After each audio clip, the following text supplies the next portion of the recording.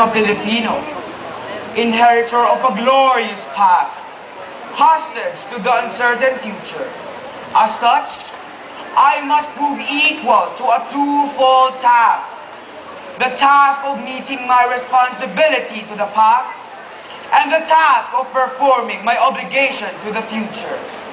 I sprung from a hardy race, child of many generations, removed of ancient Malayan pioneers. Across the centuries, the memory comes rushing back to me of brown-skinned men putting out to sea in ships that were as frail as their hearts were stout. Over the sea, I see them come, borne upon the billowing wave and the whistling wind, carried upon the mighty swell of hope. Hope in the free abundance of new land that was to be their home and their children's forever. This is the land they sought and found, every inch of shore that their eyes were set upon, every hill and mountain that beckoned to them with a green and purple invitation, every mile of rolling plain that their view encompassed, every river and lake that promised a plentiful living and the fruitfulness of commerce is a hallowed spot to me. By the strength of their hearts and hands, by every right of law, human and divine, this land and all the appurtenances thereof, the black and fertile soil, the seas and lakes and rivers teeming with fish, the forests with their inexhaustible wealth in wildlife and timber, the mountains with their bowels swollen of minerals. The whole of this rich and happy land has been, for centuries without number, the land of my fathers. This land I receive in trust from them, and in trust will pass it to my children, and so on, until the world no more. I am a Filipino. In my blood runs the immortal seed of heroes, seed that flowered down the centuries in deeds of courage and defiance. In my veins, yet pulses the same hot blood that sent Lapu-Lapu to battle against the alien foe, that drove Diego Silang and Dagohoy into rebellion against the foreign oppressor. That seed is immortal. It is the self-same seed that flowered in the heart of Jose Rizal that morning in Bagumbayan, when a volley of shots put an end to all that was mortal of him, and made his spirit deathless forever.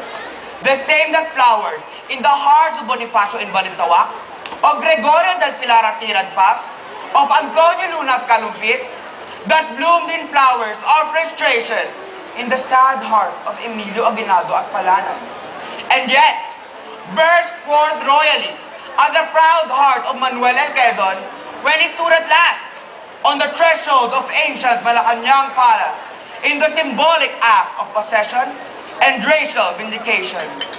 The seed I bear within me is an immortal seed.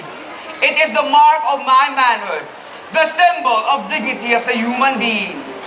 Like the seeds that were once buried in the tomb of Tutankhamen many thousand years ago, it shall grow and flower and bear fruit again. It is the ensign of my race, and my generation is but a stage in the unending search of my people for freedom and happiness. I am a Filipino, child of the marriage of the East and the West. The East, with its languor and mysticism, its passivity and endurance, was my mother, and my sire was the West, that came thundering across the seas with the cross and the sword and the machine.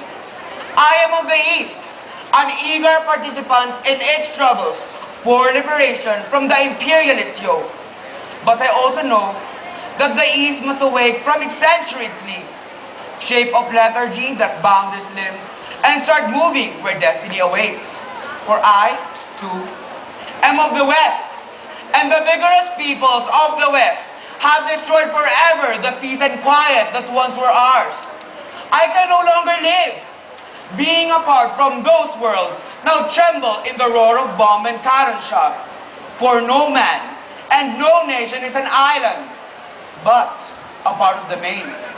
There is no longer any East and West, only individuals and nations making those momentous choices that are hinges upon which history resolves. At the vanguard of progress, in this part of the world I stand, a forlorn figure in the eyes of some, but not one defeated or lost. For through the thick interlacing branches of habit and custom above me, I have seen the light of the sun, and I know that it is good. I have seen the light of justice and equality and freedom, and my heart has been lifted by the vision of democracy.